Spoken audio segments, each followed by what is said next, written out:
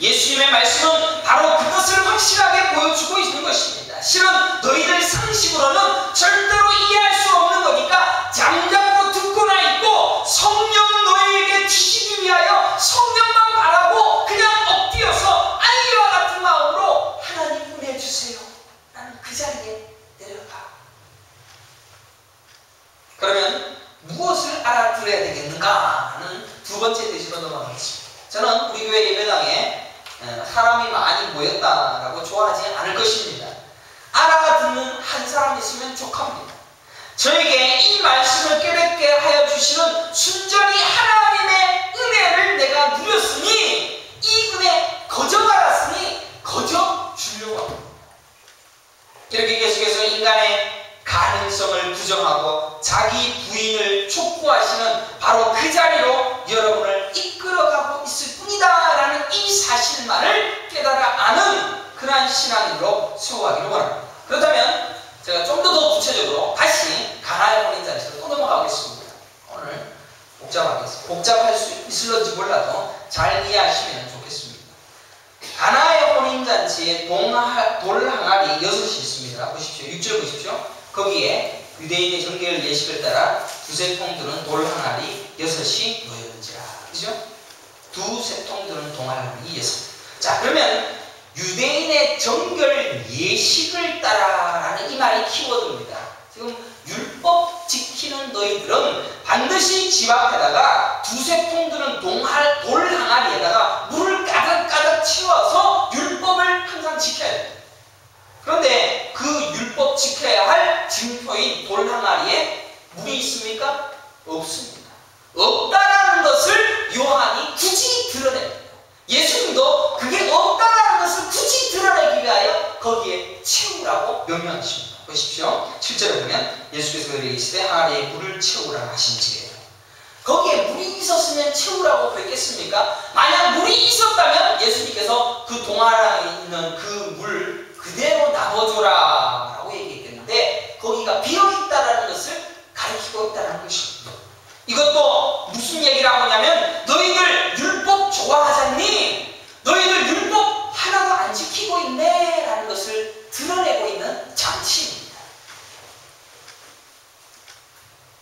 율법을 지키고 있었다면 예수님이 말씀하시기도 전에 이미 그 항아리에는 물이 채워져 있었을 것이고 채워진 물을 지금 저기 돌 항아리에 물이 채워져 있는데 그 물 바로 나눠줘 라고 명령했을 것인데 그 물 항아리가 비어져 있다는 것을 이야기하고 있다는 것입니다. 율법도 지키지 않고 있는 너희들 하는 것도 아무것도 없지 않느냐? 너희들 뭐가 그렇게 잘났다라고 율법도 제대로 하나 못 지키는 그런 것을 가지고 어디 하나님 앞에 나와서 잘난 척하고 나 인정받으려고 그러고 있니? 라는 것으로 요한이 그것을 기록하고 있는 것입니다. 제가 코스타리카에 가서 어떤 교회 가고 보니까 무슨 말씀하시는지 그대로 하라 라는 요절 말씀을 주제표로 딱 잡아서 현수막을 크게 달았어요. 무식하게 그걸 달아놨어요. 지금 가나의 혼인잔치에서 물 항아리에 물을 채워 넣는 하인의 행위는 일말의 가치도 없습니다. 물을 채워 넣을 필요도 없는 것이고 그거 비어있는 것 지금 그건 예수님께서 드러내기 위하여서 물을 채우라고 하신 것뿐입니다. 그래서 율법 지키지 않음을 드러내는 장치일 뿐인데도 불구하고 그것을 일정표로 딱 해놓고 성경을 담임 목사에게 충성시키기 위한 도구로 사용하는 거짓 선지자의 모습을 드러내고 있는 그런 연약한 모습을 보고 왔습니다. 어쨌든 중요한 것은 지금 너희들 율법 못 지키고 있어. 아무것도 안 하고 있고 아무것도 하지 아니하는 너희들 그럼에도 율법도 못 지키면서 표적 보면서 예수 믿는다고? 너가 지금 도대체 뭘 하고 있니? 땅의 것을 보고 따르는 그들을 보고 친히 모든 사람을 아시니요 라고 말씀하고 있습니다. 너의 뼛속 가지고 난 다 알아. 너의 모든 것도 내가 다 알아 라고 그 말씀하시고 있는 것이죠. 사실 지금 이 자리에도 여러분들 가는 수 없지 않습니까? 교회 왜 다니십니까? 또 묻습니다. 그러면 여러분들 고백하기는 가정의 행복을 위해서요. 잘 먹고 잘 살기 위해서요. 기도 응답받기 위해서요. 친히 모든 사람을 아십니다. 너희들 알아. 왜 교회가 아닌지도 다 알아. 또 혹여나 여러분들의 마음속에 나는 말씀을 잘 깨달아, 나는 말씀 잘 알아, 이 비밀을 나는 엄청난 것을 나는 깨달아, 나는 말씀 잘 해석해, 내가 제일 잘 나가, 뭐 이런 노래 부르면서 뭐가 그렇게 고상하고 대단한 듯이 하나님 앞에 고개 빳빳이는 것이 있습니다. 예수님은 그것 깨는 것부터 시작합니다. 그것 깨야지 성령이 들어가고, 그것 깨야지 네 옛사람 죽어야지 새사람이 살아날 수가 있습니다. 목사가 이런 설교할 때도 니는 잘하냐? 라고 물을 수 있을 것입니다. 그 욕 들어먹을 생각하고 설교하는 겁니다. 절대로 저도 못합니다. 저도 그 말 할 자격이 전혀 없습니다. 하지만 지금 저는 제 삶을 걸고 설교하는 것이 아니라 예수님의 말씀을 증거할 뿐입니다. 어떤 목사님께서 얘기하시기를 나는 내가 사는 수준만큼만 설교한다. 야, 그러면은 사는 수준이 어느 정도인지는 몰라도 그 정도는 나는 살고 있다라는 것을 드러내는 거 아닙니까? 그러니까 성도들이 야, 우리 목사님은 자기 사는 수준까지 설교하니까 그 정도는 살아내 라고 칭찬합니다. 하나님 앞에서, 예수 앞에서 칭찬 듣는 걸 원하십니까? 절대로 아닙니다. 그것도 못하고 있노라 라고 하나님 앞에 엎드려서 자기 부인 되어지는 바로 그곳에 내려가는 그 자들을 하나님이 사용하시겠다라는 이야기를 하고 있다는 것입니다.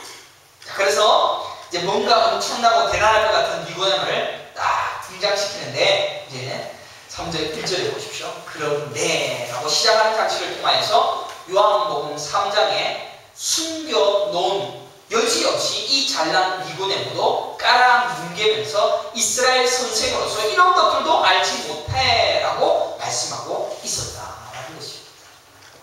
그런데 니고데모가 딱 등장했는데 그럼도 아니야 라고 얘기하고 있습니다. 사랑하는 성도 여러분, 봉사하는 척 하지 마십시오. 다 하십시오. 헌금하시는 척 하지 마십시오. 경건하게 사시는 척 하지 마십시오. 다 하십시오. 니들은 절대로 너희들의 행위나 율법 행함이나 너희의 가심으로는 절대로 안 된다라고.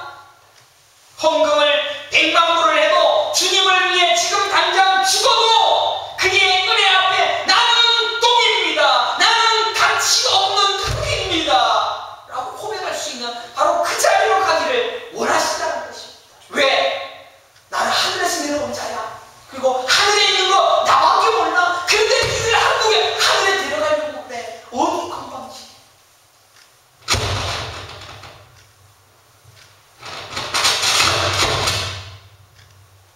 건방번지르한 가짜 믿음의 대표로 니고데모를 굳이 등장시키는 그 의도를 파악하셔야 됩니다. 23절 보십시오. 6월절에 예수께서 예루살렘에 계시니 많은 사람이, 사람, 안스로포스. 그 다음에 24절에 보면 예수는 그의 몸을 그들에게 의탁하지 아니하셨으니 이는 친히 모든 사람을 아십니다. 그렇죠? 이 사람. 그리고 25절에도 또 사람에 대하여 누구의 증언도 받으실 필요가 없었으니 이는 그가 친히 사람의 속에 안스로포스 이 단어를 쓰죠. 그리고 3장 1절에도 똑같이 씁니다. 그런데 바리새인 중에 니고데모라는 사람, 그죠? 니도 사람이야. 니는 가진 것 있는지 몰라도, 니는 똑똑한지 몰라도 너도 사람이야 라고 요한이 딱 지적했어요. 니고데모라 하는 사람, 안스로포스, 똥, 흙이니 흙으로 돌아갈 똥이래 얘기를 하고 있다는 것입니다. 그리고 그의 등장을 기가 막힌 단어로 요한은 또 한 번 죽이고 있습니다. 2절 보십시오. 그가 밤에 예수께 와서 이르되 라고 되어 있죠. 낮에 가면은 사실 예수님께 낮에 가려고 하면은 사실 속된 말로 쪽팔립니다. 그렇죠? 예수님은 중학교, 고등학교, 초등학교도 나온 사람 아니에요. 공부도 하나도 안 한 사람이에요. 그런데 니고데모는 소위 말하는 아이비리그 수석 졸업자에다가 나이도 지긋했으며 그가 예수님께 다가왔을 때 오늘 말로 하면 그 뭡니까 시골에 수구루방 5대가 쫙 와서 수행원 한 10명이 딱 내려서 탁 이렇게 하면서 호의할 그런 사람이에요. 그런 사람이 딱 내려와서 랍이라는 단어도 어마어마한 높은 단어. 그냥 그것 하려니까 낮에 하려니까 쪽팔리는 거, 부끄러운 거. 그래서 밤에 찾아요. 밤에 예수께 갔어요. 그리고 그가 거듭남에 대해서 질문합니다. 거듭나지 아니하면 하나님의 나라를 볼 수 없느니라. 거듭나야만 천국 갈 수 있다라고 이야기합니다. 거듭나야만 천국 갈 수 있다. 예수님은 이 거듭남을 물과 성령으로 나야 한다라고 말씀하고 있습니다.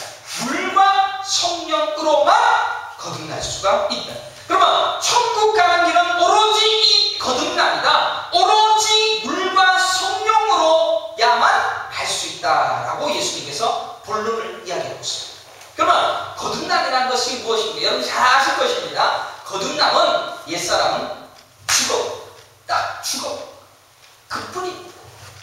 여러분이 지금 가지고 있는 모든 성격, 인격, 모든 것 죽어. 그게 거듭남. 죽고 난 다음에 성령으로 새 사람. 어제도 얘기 드렸지만 남자가 있는데 남자가 뭐 이렇게 생명체라고 하는데 정자가 딱 들어가는 그 순간에 새로워지. 그런데 예수님이 말씀하신 것은 여러분들이 이 성령의 사람이 되기 위하여 이 옛사람은 죽어요. 사라지는 거예요. 사라지지 못하니까 어디 건방지게 나한테 이렇게 할 수가 있어 라는 게 나오지 않습니까? 저도 나오지 않습니까? 죽음과 함께 다시 살아요. 물과 성령으로 새롭게 태어나야만 하나님 나라에 들어간다는 이야기입니다. 우리의 옛사람은 죽고 새사람으로 태어나는 그것은 바로 창세기 2장 7절에 있는 하나님의 형상대로 지음받은 생명의 상태입니다. 최초의 창조의 원형을 가지고 하나님과 관계를 맺은 하나님 나라의 백성, 천국의 갈자, 하나님의 자녀, 예수님의 신, 바로 그 자리에 재창조되어지는 것을 거듭남이라고 이야기하고 있습니다. 전에도 설명드렸지만 여러분들 물과 성령으로 난다라는 이야기도 여러분들 물에 의하여 죽어버리는 것이다 라는 것 여러분들 잘 아시지 않습니까? 노아의 홍수 때 노아의 방주 안에 딱 들어가 있는데 물을 다 받아냈습니다. 그러니까 노아의 홍수에 방주가 물을 받아냈을 뿐이지 그 노아의 8 식구도 죽은 겁니다. 죽고 새롭게 태어난 것. 그게 세례라고 고린도전서에서 이야기하고 있지 않습니까? 출애굽기 때 홍해 바다를 건넙니다. 홍해 바다가 이렇게 어마어마한 바닷속을 지나가면서 그 물을 다 받아낸 것이기 때문에 그 옛사람은 죽어버리고 새사람으로 태어난 것. 이게 세례라고 이야기하고 거듭남이라고 이야기합니다. 심판의 물을 다 받아내고 성령으로 부활한 바로 그 자들만이 거듭남, 구원의 백성, 천국의 백성, 거듭남. 이것을 누릴 수 있다는 것입니다. 그래서 계속해서 니고데모에게 설명합니다. 6절에 보면 육으로 난 것은 육이요, 영으로 난 것은 영이. 그러니까 여러분들은 지금 육입니까? 영입니까? 여러분들은 영입니다. 그죠? 그래서 육의 것은 다 잊어버렸다. 여러분들은 영입니다. 예수를 믿습니다.